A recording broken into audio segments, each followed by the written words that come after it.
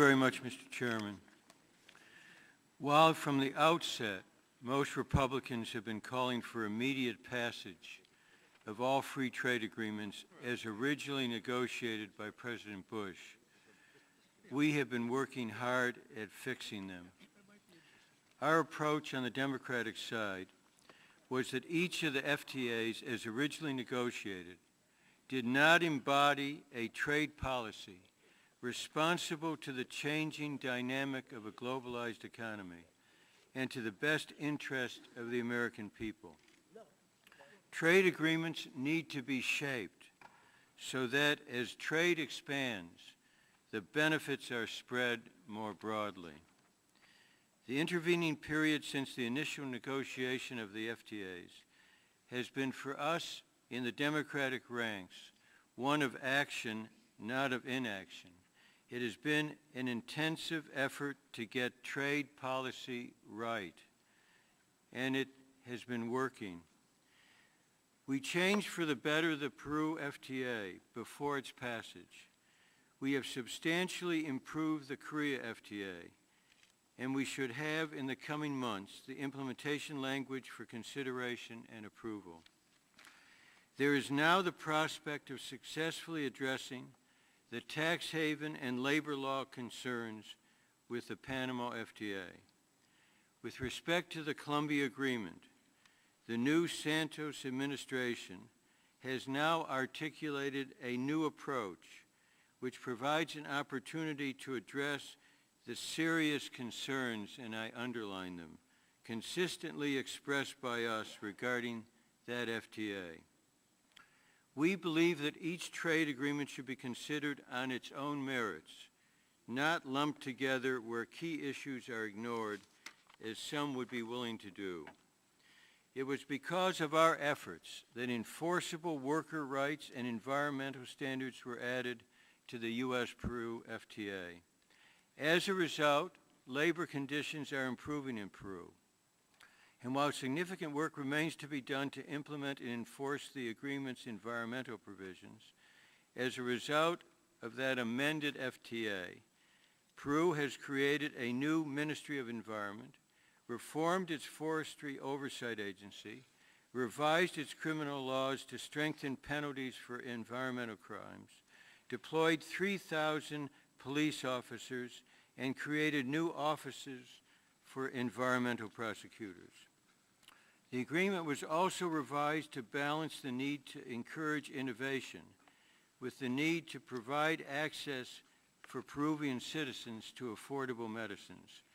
Importantly, the Peruvian government made necessary changes to its labor laws before the vote on the FTA, which was then passed by Congress with bipartisan support and signed by the President.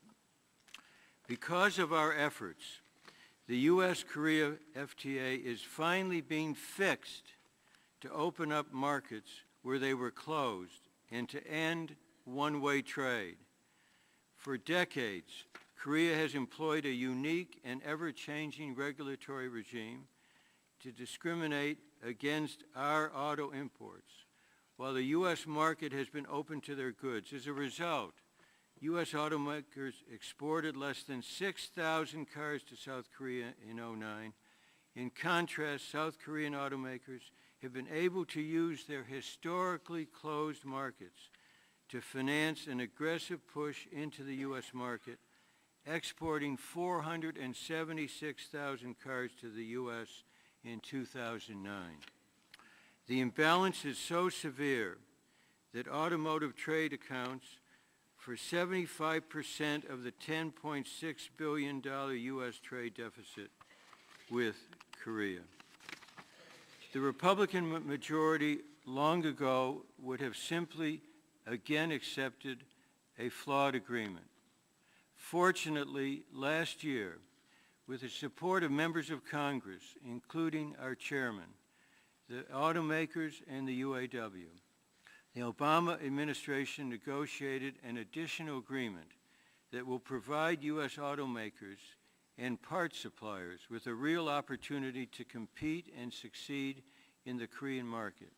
With the changes achieved through the additional agreement, the U.S. auto industry, Ford, Chrysler, GM, and the UAW are supporting that agreement. Because of our efforts, we used the intervening period to address legitimate issues in the Panama FTA. Through the intensive efforts led by Representative Doggett and Senator Levin, the Obama administration successfully concluded a tax information exchange agreement in November 2010 to address Panama's status as a tax haven. That agreement still needs to be ratified by Panama. This administration has also been working to ensure that Panama's labor laws comply with the FTA obligations, a process we started way back in 2007. Because of our efforts, there are now important labor law changes pending before the Panamanian legislature. If the approach had been followed by those who pushed for the immediate passage of the Panama FTA, we would have failed to address a tax haven country or to improve labor standards in Panama. A few days ago, I returned from 5 days of fact-finding on the ground in Colombia, meeting with widely diverse citizen groups and government leaders. I went 20 months ago, and I thought it important to compare conditions then and now. It is clear that the intervening period was important in focusing attention on serious concerns standing in the way of support for the Colombia FTA. Those issues include violence and intimidation in cases involving the exercise of human, political, and labor rights by workers and their leaders, a high level of impunity in such cases, and the failure to reform the legal and administrative structures relating to the exercise of basic international worker rights. Throughout my discussions, there seemed to be wide agreement that the new Colombian government was expressing a different approach than its predecessor on these critical concerns. I believe there is now an opportunity for the two governments to work together mutually to achieve real progress on the ground. In closing, I say to the Republican majority, you may have been willing to press flawed trade agreements, but we were not. We went about fixing Peru, Panama, and Korea. It was time well spent. Instead of criticizing, there should be acknowledgement of the meaningful breakthroughs, and we should be working together to implement the U.S.-Korea Free Trade Agreement. And I close with this. Today's hearing is about trade policy and jobs. Yet there are other trade initiatives that have a serious impact on U.S. jobs. Much has been said in recent weeks criticizing House Democrats' focus, in particular on China's currency manipulation. Well, we focused on it because it matters. China's undervalued currency has been estimated to cost the U.S. 500,000 to 1.5 million jobs. According to the NAM, and I quote, the number one factor affecting their exports is the value of the dollar. I was pleased to work with Chairman Camp last fall on currency, an effort that resulted in majorities in both parties supporting a currency bill. I hope we can continue that effort this year, while we also work on China's other trade-distorting practices, including its massive subsidies, its failure to enforce intellectual property rights, its discrimination in government procurement, and its indigenous innovation policies. Let me repeat that we must address each trade issue on its own merits and move forward to grow our economy and American jobs and to compete internationally.